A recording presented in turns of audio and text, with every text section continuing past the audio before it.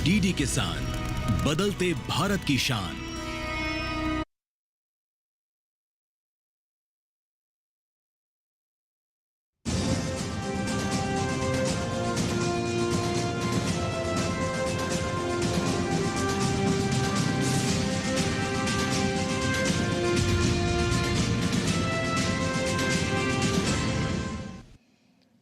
नमस्कार, किसान समाचार में आप सभी दर्शकों का स्वागत है। मैं हूं साइमा खान। सबसे पहले नजर हेडलाइंस पर। केंद्रीय कृषि मंत्री शिवराज सिंह चौहान ने कहा कि किसानों की आय बढ़ाने के लिए सरकार है प्रतिबद्ध। किसानों के कल्याण के लिए चलाई जा रही हैं कई योजनाएं। कहा कि प्रधानमंत्री नरेंद्र मोदी के आह्वान पर लोगों ने स्वदेशी अपनाने का लिया है संकल्प। इससे अर्थव्यवस्था को मिलेगी गति।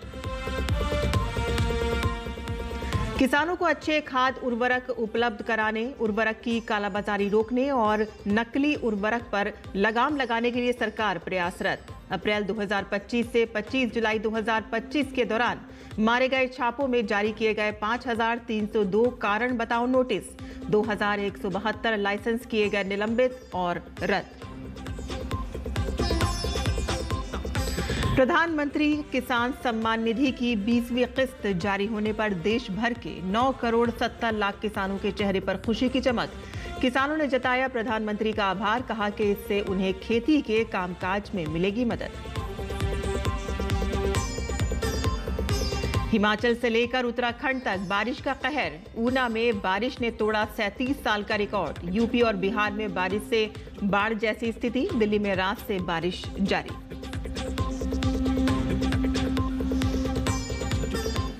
और अब समाचार विस्तार से।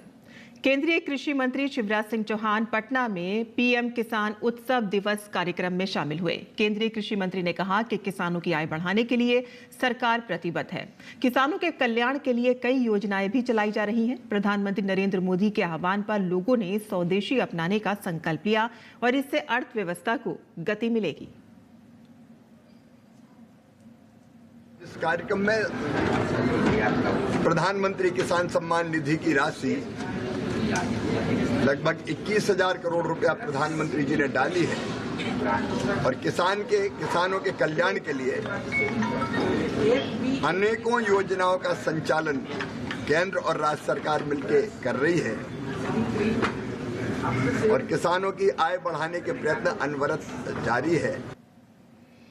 वहीं केंद्रीय कृषि मंत्री ने कहा कि किसानों को खाद के साथ दूसरी चीजें खरीदने के लिए कोई मजबूर नहीं कर सकता और ऐसा दबाव बनाने की शिकायत मिलने पर कड़ी कार्रवाई की जाएगी। किसान जो चीज चाहेगा वही खरीदेगा। खाद के साथ कोई दूसरी चीज उसको जबरदस्ती नहीं दी जा सकती और जो ये देगा उसके खिलाफ सख्त कार्रवाई की जाएगी। किसानों को अच्छे खाद उर्वरक उपलब्ध कराने के साथ ही उर्वरक की कालाबाजारी रोकने और नकली उर्वरक पर लगाम लगाने के लिए सरकार द्वारा कई प्रयास किए जा रहे हैं।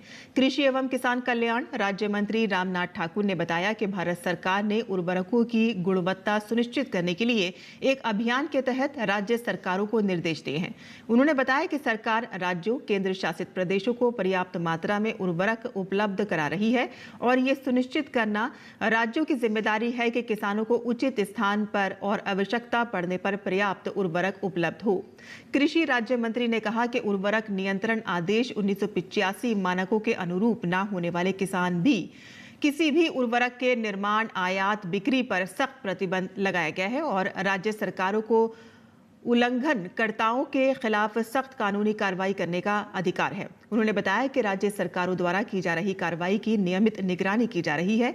उन्होंने कहा कि अप्रैल 2025 से लेकर 25 जुलाई 2025 के दौरान देश भर में कई छापे मारे गए, जिनमें 5,302 कारण बताओ नोटिस जारी किए गए हैं, जबकि 2,172 लाइसेंस निलंबित और रद्द किए जा चुके हैं और चूककर्ताओं के विरुद्ध 170 प्राथमिकी दर्ज की गई हैं।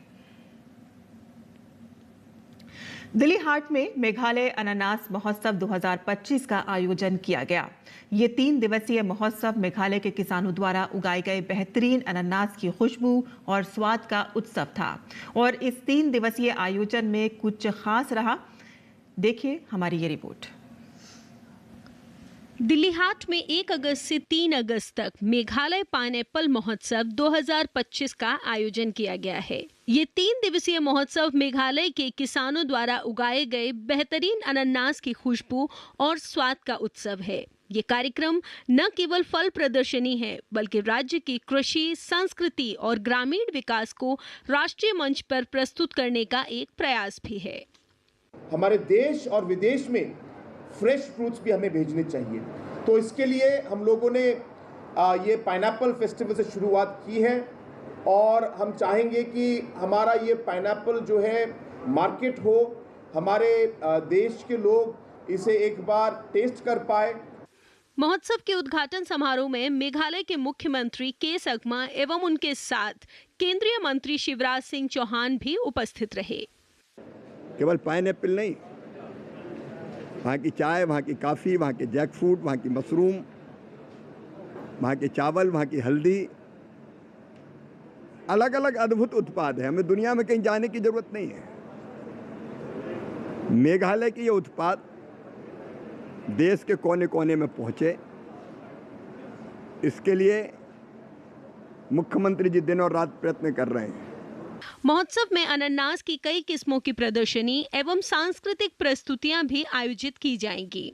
ये कार्यक्रम किसानों को न केवल उपभोक्ताओं से जोड़ेगा, बल्कि उन्हें बेहतर बाजार और मूल्य भी उपलब्ध कराएगा। यहाँ पे जो प्रोडक्ट्स हैं वो रेंज करते हैं हनी से, जो ट्रॉपिकल साइड ऑफ मेघालय से भी हैं, टेम्परेट साइड ऑफ मेघालय से भी हैं। We have chips which is jackfruit chips, banana chips and tapioca chips which is from different hills of Meghalaya. इस आयोजन का उद्देश्य मेघालय के जैविक उत्पादों को पहचान दिलाना और राज्य को एग्री टूरिज्म के क्षेत्र में आगे लाना है। ये महोत्सव किसानों के लिए अवसर और उपभोक्ताओं के लिए स्वाद का पर्व है। टीटी न्यूज़ के लिए डॉक्टर सुयश शर्मा की रिपोर्ट। प्रधानमंत्री नरेंद्र मोदी द्वारा पीएम किसान सम्मान निधि की 20वीं किस्त जारी किए जाने पर देश भर के 9 करोड़ 70 लाख किसानों के चेहरे पर खुशी की चमक है। प्रधानमंत्री नरेंद्र मोदी ने कल अपने बनारस दौरे के दौरान किसानों के खातों में कुल 20,500 करोड़ की राशि हस्तांतरित की और इससे पहले पीएम मोदी ने 18 जून 2024 को वाराणसी से 9.26 करोड़ किसानों के खातों में सम्मान निधि भेजी थी। योजना के तहत अब तक 19 किस्तों में 3.69 लाख करोड़ से अधिक की धनराशि वितरित की जा चुकी है। पीएम किसान सम्मान निधि की अपनी किस्त पाकर किसान काफी खुश हैं और किसानों ने प्रधानमंत्री का आभार जताया और कहा कि इससे उन्हें खेती के कामकाज में मदद मिलेगी।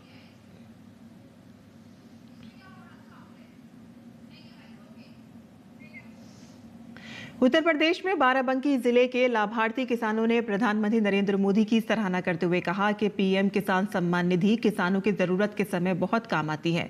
किसानों ने बताया कि योजना से प्राप्त धनराशि खाद, बीज, कीटनाशक लेने में बहुत सहायक साबित होती है।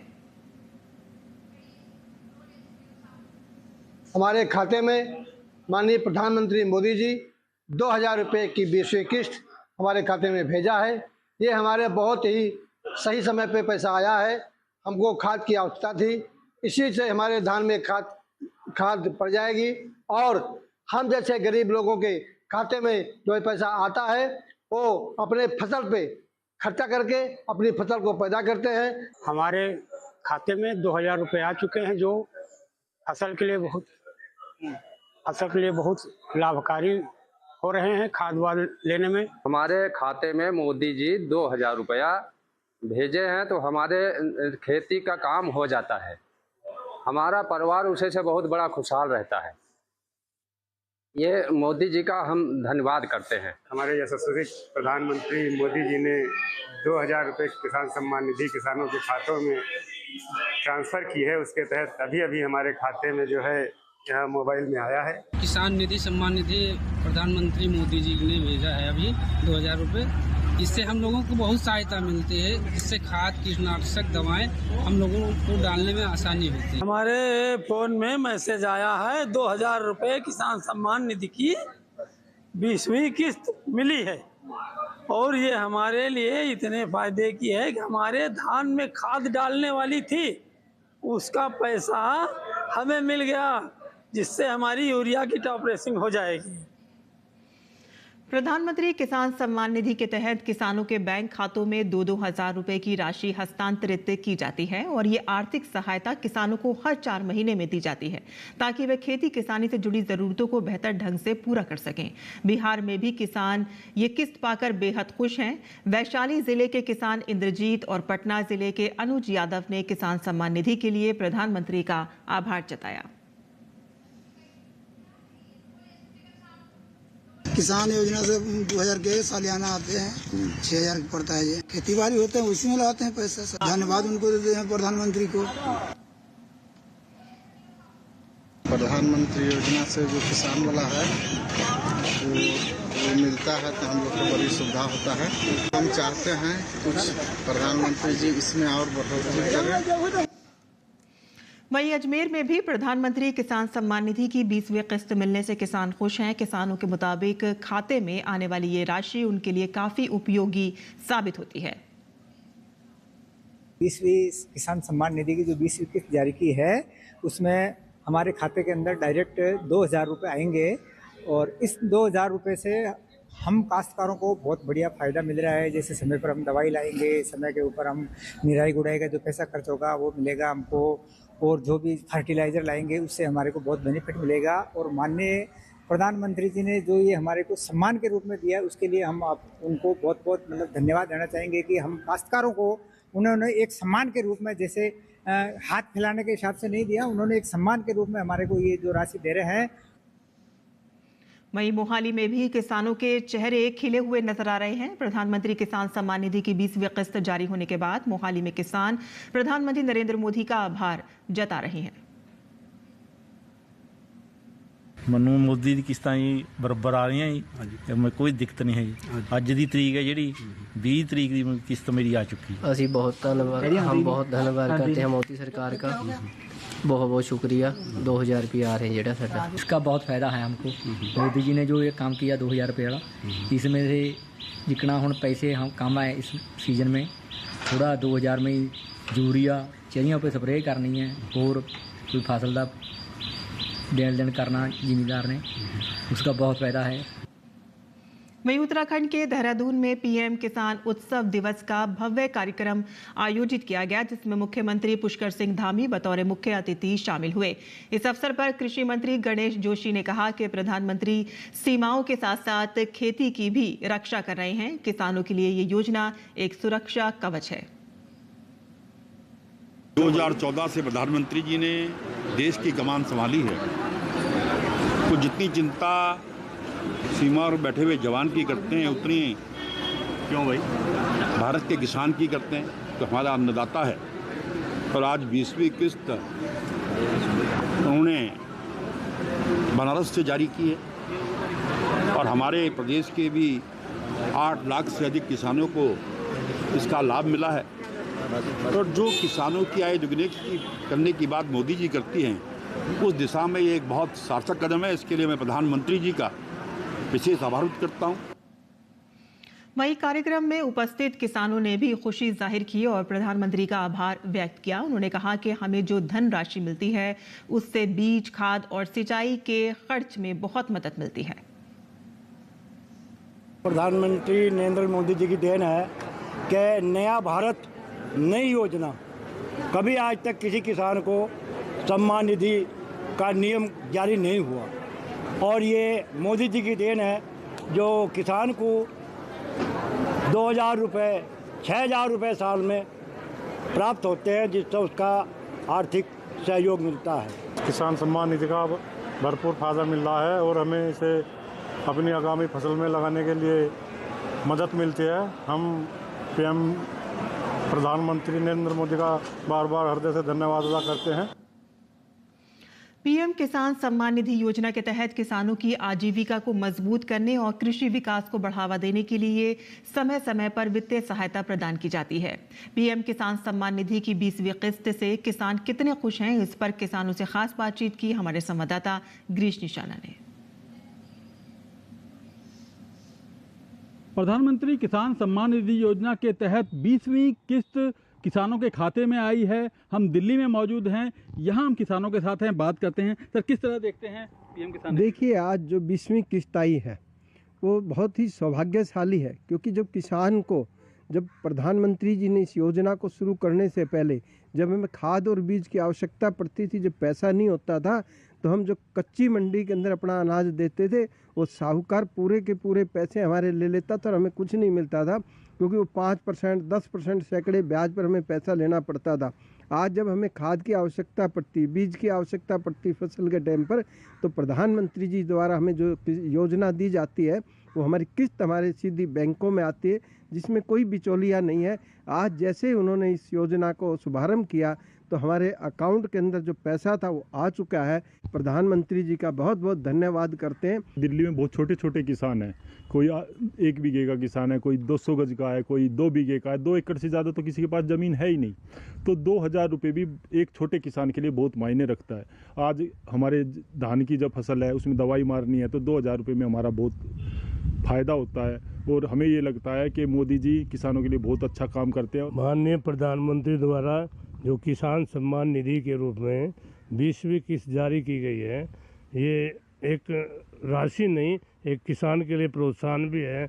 इसमें जो किसान को छोटी ज़रूरतें हैं वो इसका समाधान कर लेते हैं। एक तो ये किसान सम्मान निधि, एक किसान कार्ड, जब से किसान कार्ड मिला है 3 लाख का ब्याज क्या कुछ नहीं, साल में 2000-3000, तो इससे किसान को जब से ये मिलनी शुरू हुई है तो किसान की काया ही पलट गई। इस तरह से लोग काफ़ी उत्साहित हैं। उत्साहित इसलिए हैं क्योंकि प्रधानमंत्री किसान सम्मान निधि योजना के तहत अब किसानों के खाते में सीधा पैसा ट्रांसफ़र होता है। कैमरामैन ललित कुमार के साथ गिरीश निशाना, DD न्यूज़, दिल्ली। आगे बढ़ते हैं, जहां हिमाचल प्रदेश के ऊना में बारिश ने 37 साल का रिकॉर्ड तोड़ दिया है। ऊना में 6 घंटों के भीतर रिकॉर्ड 220 मिलीमीटर बारिश दर्ज की गई, तो वहीं 24 घंटों में 251 मिलीमीटर बारिश हुई है। घरों और दुकानों में पानी के साथ मलबा घुस गया है। ट्रैक पर जलभराव और मलबा गिरने से ट्रेनें नंगल से लौट आई हैं। तो वहीं हिमाचल में लगातार बारिश और भूस्खलन से राज्य में 2 राष्ट्रीय राजमार्ग सहित कई सड़कें बंद हो गई हैं, और इसके अलावा बड़ी संख्या में बिजली ट्रांसफार्मर और पेयजल योजनाएं ठप हैं और कई क्षेत्रों के लिए येलो अलर्ट जारी किया गया है। 4 से 5 अगस्त को 5 जिलों ऊना, बिलासपुर, कांगड़ा, कुल्लू और सिरमौर में भारी बारिश का ऑरेंज अलर्ट जारी हुआ है। जानकारी के मुताबिक पार्वती घाट में लगातार बारिश और अचानक आई बाढ़ से मलाना एक जल विद्युत परियोजना द्वारा बनाया गया कॉफर डैम आंशिक रूप से टूट गया है। यहां पार्वती नदी का जलस्तर भी बढ़ गया है और आसपास के क्षेत्रों में खतरा और अधिक बढ़ गया है। कुल्लू जिला प्रशासन द्वारा लोगों से सतर्क रहने और नदी नालों व भूस्खलन संभावित क्षेत्रों से दूर रहने की अपील की गई है। तो वहीं सीमा सड़क संगठन द्वारा सड़क बहाली का कार्य युद्ध स्तर पर जारी है। राज्य आपातकालीन परिचालन केंद्र के अनुसार प्रदेश में अब तक बादल फटने की 28, फ्लैश फ्लड की 47 और भूस्खलन की 42 घटनाएं हो चुकी हैं। दिल्ली यूपी में रात से ही जमकर बारिश हो रही है और कई इलाकों में भारी जलभराव हो गया है। कुछ जगह वाहन फंस गए हैं। मौसम विभाग ने 1-2 दिन के दौरान दिल्ली NCR और आसपास के क्षेत्रों में भारी बारिश की चेतावनी जारी की है। IMD ने असम, मेघालय, पश्चिम बंगाल और सिक्किम में अलग अलग स्थानों पर भारी बारिश का रेड अलर्ट जारी किया है। तो वहीं अरुणाचल प्रदेश और बिहार में भी अलग अलग स्थानों पर भारी से बहुत भारी वर्षा की संभावना जताई गई है। अगले 2 दिनों तक छत्तीसगढ़, हरियाणा, चंडीगढ़, झारखंड, हिमाचल प्रदेश और उत्तराखंड में भारी बारिश होने की संभावना है। और इसके साथ ही केरल, माहे, नागालैंड, मणिपुर, मिजोरम, त्रिपुरा, तमिलनाडु, पुडुचेरी, कराईकल में भी भारी वर्षा होने की संभावना है। मौसम विभाग के अनुसार मॉनसून की ट्रफ देश के विभिन्न इलाकों से गुजर रही है और पश्चिमी विक्षोभ ऊपरी स्तरों पर चक्रवाती प्रसार के रूप में जारी है और अलग अलग राज्यों में ऊपरी हवाओं का चक्रवाती प्रसार बना हुआ है। और किसान समाचार में आइए अब जान लेते हैं देश भर की मंडियों का भाव।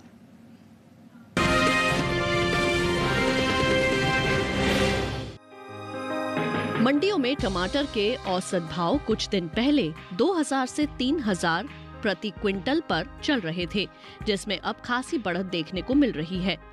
कई मंडियों में टमाटर के भाव 3 से 4 हजार प्रति क्विंटल पर जा पहुंचे हैं।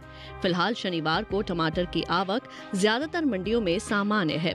हाजिर भाव को देखें तो एक मार्कनेट के मुताबिक गुजरात की राजकोट मंडी में 1 अगस्त को टमाटर का भाव था 4,150 रुपए। 2 अगस्त को इसके सौदों में 100 रुपए की तेजी आई और भाव हो गया 4,250 रुपए।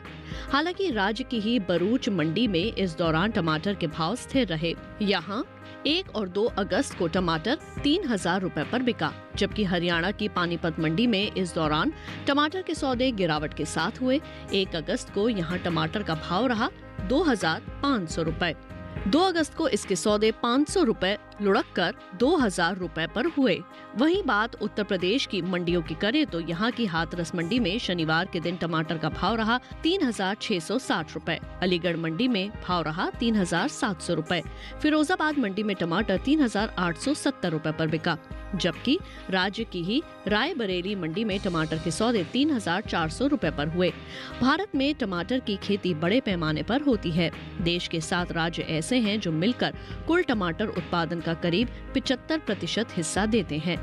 आंध्र प्रदेश टमाटर उत्पादन में सबसे आगे है। यहाँ देश के कुल टमाटर पैदावार का लगभग 17% उत्पादन होता है। इसके बाद कर्नाटक, मध्य प्रदेश, तमिलनाडु, ओडिशा, गुजरात और पश्चिम बंगाल टमाटर की खेती में प्रमुख हैं। कृषि मंत्रालय के ताज़ा आंकड़ों के अनुसार साल 2023-24 में देश में 213.20 लाख टन टमाटर की पैदावार हुई है। पिछले साल यानी 2022-23 में ये पैदावार करीब 204.25 लाख टन रही थी। इसका मतलब है कि इस बार टमाटर की पैदावार में करीब 4.38% की बढ़ोतरी हुई है। ज्यादा पैदावार का असर टमाटर की कीमतों पर भी देखने को मिल सकता है।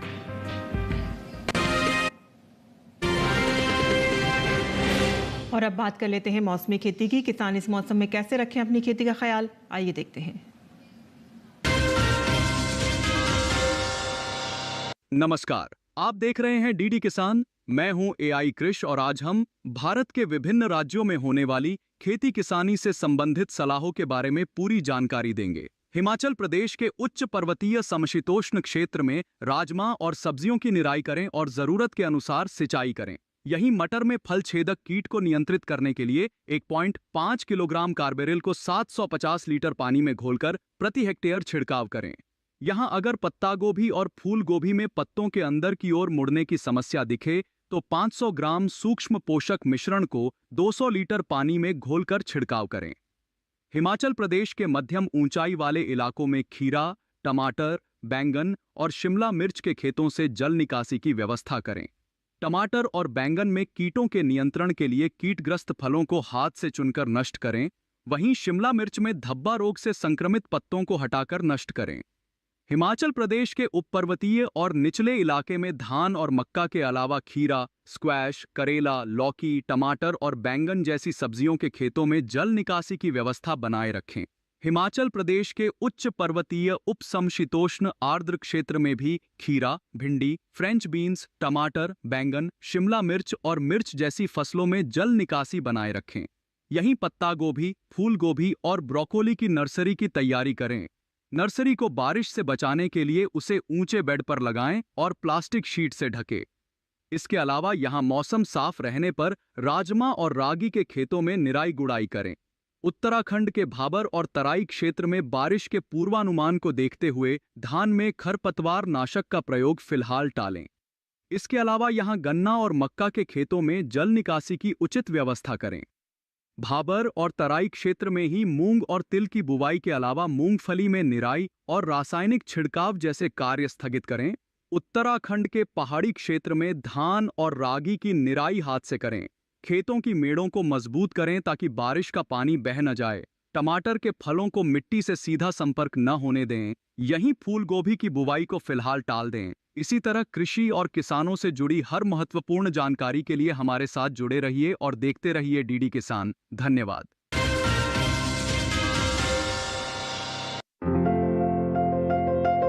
ये समय मूली की पूसा चेत की किस्म की बुआई के लिए काफी अच्छा है। मूली की पूसा चेतकी की बुआई मध्य अप्रैल से अगस्त तक की जा सकती है। खास बात यह है कि ये किस्म पूरे भारत में किसी भी जगह लगाई जा सकती है। 1 हेक्टेयर में बिजाई करने पर इसकी 250 क्विंटल तक उपज ली जा सकती है। पूसा चेतकी नरम और खाने में कम तीखी होती है। इसकी लंबाई 15 से 22 सेंटीमीटर होती है। इसकी जड़ें लंबी होती हैं और मोटी होती हैं। पत्तियां थोड़ी कटी हुई और गहरे रंग की होती हैं। मूली की पूसा चेतकी किस्म बुआई के 40 से 45 दिन में तैयार हो जाती है। किसान बुआई से पहले खेतों को जोतकर एकदम समतल कर ले, साथ ही खेत में से खरपतवार को पूरी तरह से निकाल ले। बुआई के लिए 9 से 12 किलो बीज 1 हेक्टेयर के लिए काफी रहेंगे। बुआई करते समय पंक्ति से पंक्ति की दूरी 30 सेंटीमीटर और पौध से पौध की दूरी 10 सेंटीमीटर रखें। बुआई के बाद 6 से 7 दिन के अंतराल पर फसल में सिंचाई करते रहें। मूली में चेपा होने का खतरा बना रहता है। इससे बचाव के लिए उचित दवाओं का छिड़काव किया जा सकता है, लेकिन दवाओं का इस्तेमाल सिर्फ आखिरी विकल्प के रूप में ही करें। दवाओं के छिड़काव से पहले फसल पर नीम के घोल या नीम के तेल का छिड़काव करें। अगर इससे कोई फर्क नहीं आए तभी दवाओं का इस्तेमाल करें। ध्यान रखें कि विशेषज्ञों की सलाह से ही दवाओं का छिड़काव करें।